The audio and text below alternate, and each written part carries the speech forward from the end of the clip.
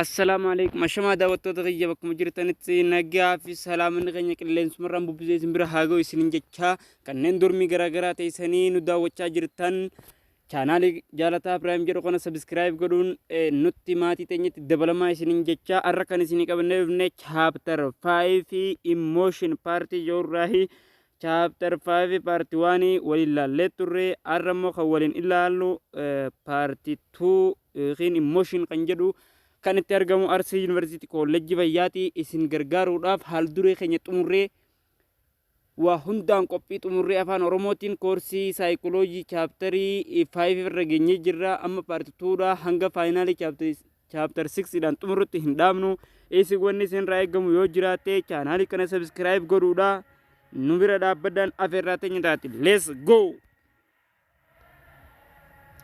Emotion jechuun gaa akkuma maqaan isaa agarsiisutti miira jechuudha. Miirri kun positiivis ta'uu danda'a negatiivis ta'uu danda'a. Gaddaas ta'uu danda'a gammachuus ta'uu danda'a jechuudha. Emotion can be defined as feeling of aspect of consciousness. Feelingii haala waan tokko waan keessa jiru tokko ittiin ibsinu emotion jennaan characterized by certain physical arousal. Qaamni keekumfan arousal sul qabu fakkeenya heart rate yeroo rifatte ol siqaati kan kana jechuudha. Certain behavior can reveal the feeling of to the outside the world. Behavior in tokko mo feeling akkaataa baaf na kasu godhuni jira. And the inner awareness of the feeling. Akkuma keessumatti feeling kun hafu kan godhuni jira. There are three elements of emotion. Emotion idaf component sadii jira. Physiology, behavior and subjective experience. Tokkoon laala. Okay. Tokkoffaan physiological emotion. Physiological emotion jechuun qaamni keekun physiology emotion qaamni keetirratti simulatu jechuudha.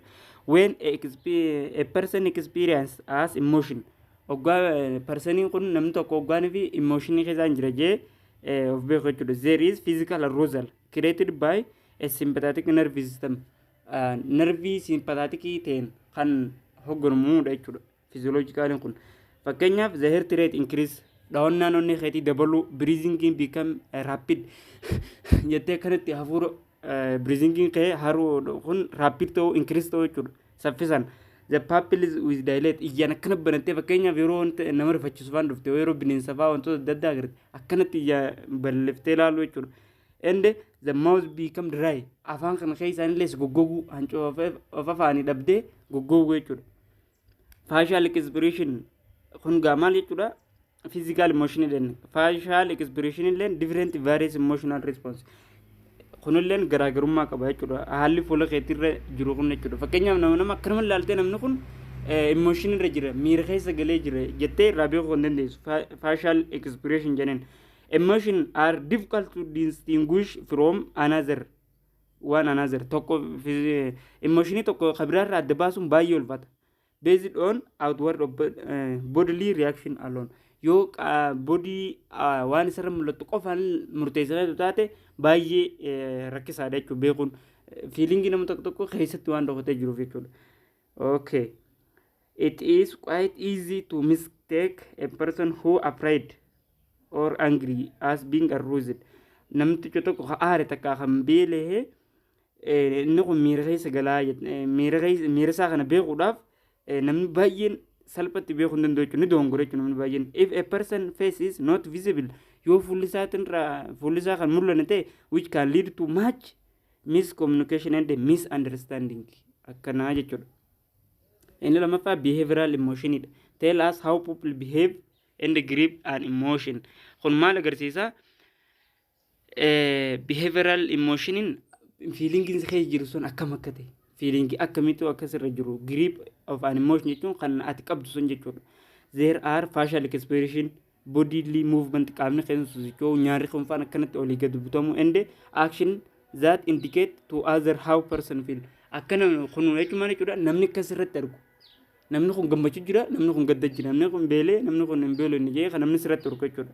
Okay, person feel jechuun people fights run fiiguu kiss and yell along with the countless other action of streaming from emotion they feel akkana jechuudha.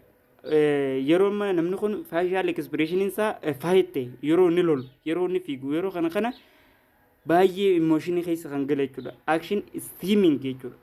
Okay, facial expression can vary across different culture. Garaagarummaa qaba namaa fi nama jirutti akka culture isaaniitti namni hundi feeling garaagaraa emotion garaagaraa qaba. Also some aspect of facial expression seem to be universal. Tokko immoo facial expression fakkeenyaaf namni gammadee namni surprise ta'e tokko baay'ee wal fakkaata universalidha. Garuu garaagarummaas akkuma qabu sanitti jechuudha. Okay, inni biraa subjective experience or labeling emotion jechuudha. Subjective experience jechuun immoo hiikatti kennu jechuudha. Hiikatti kennu kun immoo maal jechuudha? It is involved interpret of the subjective feeling. Kun kan jenne label, anger, fear, disgust kana jechuudha. Amma kun fear sodaachuu jechuudha. Disgust jechuun ammallee akka miira hin taane jechuudha. Miira hin taane sirratti argisiisu jechuudha. Happiness, gammaduu, sadness, aaruu, gadduu, shame, interest, surprise and so on. Kun maali? Subjective experience dha jechuudha. Okay, another way of labeling this component is to call it what? The cognitive component. Because labeling process is matter retrieving memory of the previous similar. Kana jechuun maal jechuudha? In shortly subjective fi cognitive wal fakkaatanii jechuudha. In shortly concept isaa as jirtu sana jechuudha. Labeling emotion jechuun immoo asxaa wayitiin label jechuun asxaa dhaamire asxaa wayitiin kasirratti namni gammaduu gadduu hunda kan beeku jechuudha. Okay, experience perceiving context of emotion and coming up with solution. Kara solution itti himtaa jechuudha. Okay, inni biraa theory of emotion dha. Theory of emotion tokkoffaa James Lang theory of emotion. James Lang of theory of emotion. Theory jechuun akkuma bakka biraatti beekanitti akkami wanti tokko akka argamu qorannoo irra geessee akkami wanti tokko kan argamu kan qoratu theory jennaan. Okay, student, please give me attention. Don't disturb with other person. Nama biraatti wajji wal jeeqina attention gama deebisa argeeffadha.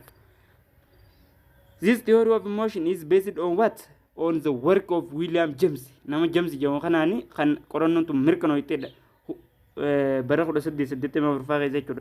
Who was also founder of the functionalist perspective in early theory of psychology. Kan chapter 1 irra jiru sana jechuudha. Theory chapter 1 irraa san kan qorate argamsiise jechuudha inni kun. A psychologist and a psychologist in Denmark. Denmark psychologist ta'ee tuffaa ture. Kun history dhagaa irra dabarraa. In this theory, stimulus become a sort. For example, a large snarling of dog. Amma kana jechuun fakkeenyaan isiniif galaa yeroo sareen takka sitti duttee jechuudha. Si nyaachuudhaaf si kutachuudhaaf yeroo si duttee jechuudha. Produce physiological reaction. Physiological reaction qaamni kee kun jechuudha sirifata heart rate ni dabala breathing kee akkamitti akka duraa baatu akkamitti akka firraa dhoyituudhaaf solution baay'ee barbaadde jechuudha. Okay, this reaction which is a result of the fight or flight jechuudha. Fight or flight loluuni yookaan immoo isiidhaan firraa deebisuu jechuudha. Kanaatu sitti argama jechuudha. Sympathetic nerve system waggaa kana maal ta'a? Wanti tu what? Run duraa ca'uufaa produce bodily sensation qaamni kee kun miira keessa galuu jechuudha. Such as increase heart rate kun olaal dry mouth afaan gogu rapid breathing rifattee dhaawannaan sirni argamsuu keetii dabaluu jechuudha. Rapid saffisaa jechuudha. James and Lang believed physical arousal lead to what? Labeling of emotion or fear jechuudha. James fi Lang kun maalitti amananii physical arousal qaamni kee kun akkana heart rate kana si ol ka'uu kana faadhaatu maal fide jedhan emotion fidaa jedhanii amanan. James Lang theory kun jechuudha. Okay, simply put, I am afraid because of what? I am aroused. Sababa heart rate kiyya aroused ta'e ol ka'eef yookaan dhiibbaa sirna argamsuu kiyya ol ka'eefin rifadhee jira. In shortly haala kanaan qormaanni isinii ba'a kanaaf fakkeenya kana akkana isinii galchaa jira. And I am in love because of my heart rate is increased. Dhawannaan onnee kiyya waan dabaleefin jaaladhee jira. When I look her or him. Obbolaan isi ilaalu Daawwannaan namni xiyyawaan ol dabaluufin isii jaaladha yookaan isa jaaladha kan isin jettu jechuudha. Okay? In short illee kana orderiin isaa isin jalaan batiin duuba. Physical rosaaliidhaatu emotionii uumaa ja'a Jamesin kan biraa faallaa kanaatti waliin ilaala. Unolaan. Stimulus or snarling dog sareen se qotachuudhaaf sitti ce'umsan stimulusiidha. Physiological arousal immoo blood pressure kee dabaluu, heart rate dabaluu, sweating horkuu kun maal kanaatu maal oomisha jaa emotionii oomishaa jaa Jamesin kun jechuudha. Okay? James lang theory qormaata yoo dhufe akka hin dhabne student. Please asirratti egaa akkanatti xiqqishoo isin irraatu kee egaa dubbistanitti baay'ee isinii gala jedhee yaada. Inni biraa kaanaan Bardi theory of emotion dha. Inni lammaffaa jechuudha. Inni kun ammoo maal jedhaa? Inni kun maal jedhaa? Jalqaba yeroo ati waa argitu arroozaaliin kee ol kaa jechuudha. Qaamni fiizikaaliin kee walirratti jedha. Physiologist Walter Cannon and Philip Bardi theorized that emotion and physiological arousal occur more or less at the same time. At the same time, kan gonkuman digatina. Okay? Bakka takka ka'anii jechuudha. At the same time, immediately jaagabadda. Immediately. Yeruma takka physiological fi emotion yeruma takka ta'aa jira. Fakkeenyaaf, the fear and the bodily reaction are experienced at what? The same time, not one after other. Tokko duubaan dhufu eega heart rate kee dabale booda hirrifattuu jechuudha. Bakkuma takka heart rate dabale ogguma sirrifatta jechuudha. Akka tiyooriin kaannoon jedhu kunatti jechuudha. Fakkeenyaaf I am afraid anin rifadhe je running and aroused. Ogguma rifadheen fiigee jechuudha saree san dura jechuudha. Bakkuma takka jechuudha at the same time immediately. Don't forget this one. Okay. Stimulusin sareen si qotachuudhaaf sitti ce'uu kana biraan wanti irratti jechuudha. Kaanoon biraan irratti subcortical brainin as jira. Kana booda physiologically fi emotionii yeroo takka la. Don't forget this one. Karaa salphaadhaan asitti isin gala jeenii yaada. Okay? Heart rate kee ol dabale yeruma san emotioniinis yeruma san feelingis dhagahuus gidduu gammachuu wantoonni adda addaa yeruma kana oomishamaa jira. Inni sadaffaan Sketcher singer and cognitive arousal. Cognitive arousal nakam jaga two things have happened before emotion ja.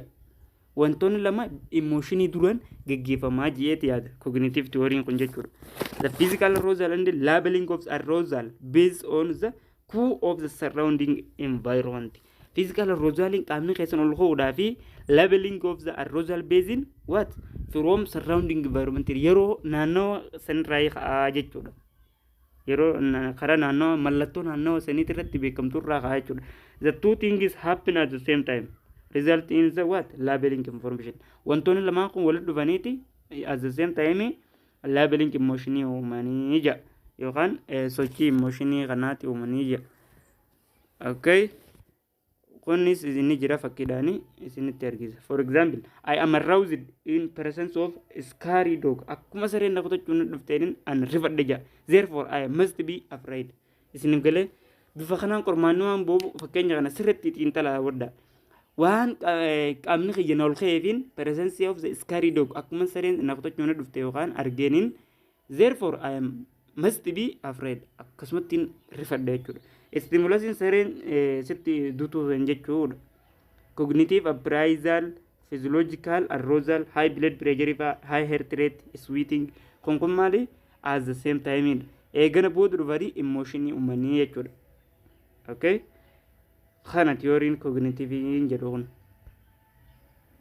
Asuma irratti xumuramanatti fakkaate. Okay. Inni biraa wanti irraa adda godhu ischaachitar singarii kana wanni irraa adda godhu jechuudha. Mental interpretationiin maal jedha jarree lamaan kan dabarsine kan irratti jechuudha. Fakkeenyaaf kaannoonii fi James kan irratti mental interpretationii maal jedha jeeti qorata. Eenyu ischaachitar singar kan jedhu kun jechuudha. Kaannooniin maal qorata? Physical arousal qorateen. San qofaa miti hiika illee itti kennuudhaaf. Amma immoo kaannooniin dhufeeti yookaan singariin kun hiikaan wantu kun wantummaan si dhufe kun maal? Yoo saree taate dabaabtu waan irraa rifatte riizinii fakkeenyaaf yoo kan gammadu taate yoo surprise godhan taate ammaal waan hin hojjedheef surprise na godhan jettee define yookaan interpretationii kan itti kennitu jechuudha. Kanaan maal jennaree Skaachitar singer yookaan kaanoon cognitive arousal cognitive arousal jenna jechuudha. Okay? Kana qofaa miti gaa basic emotion basic asirratti baay'een jirtu yaadumaan isin basic emotion kan jedhamu happiness gammadu sadness gaddu fear rifatu disgust and kanneen garagaraa kun maali revised emotion basic revised emotion jedhaniin. Okay, emotionii revised ta'e kan label ta'e asxaa ta'e kan namarratti namni beekuu danda'u jechuudha. Yoo ati gammadde namni sirra beeka, yoo ati gaddise sirra beeka, akkamiin sirra beeka facial expression fuuluma kee kanarra ilaalanii sirraa beekuu danda'an. Yoo gammadde ni seeyita ijjitan keessa ilaaltee nama beekuu dandeessa. Yoo gaddees akkasuma nyaara kana waliin butaa isinuu ni beektan gaa daawwattoota yeroo tokko tokko immoo gaa qurmaanni faan nama jalaa gabbu yookaan adda addaa barattoonni kun ni gadda. Yeroo mas barsiisaan za'a lama ol faa kilaasii keessa taa'e jee dadhabee gadda ittiin tolu jechuudha. Kun maali emotionidha jechuudha. Kanaaf in short emotion jechuun maal jechuudha miira ati keessa jirtu feeling ati keessa jiru sana. Okay? Kana jechuudha daawwattoota kiyya wanni isin irraa eegamu subscribe godhuu qofa asumarratti xumuraa paartituudha chapter 6 dhaan hangolitti deebinutti have nice time long time in sinifawwa galatooma.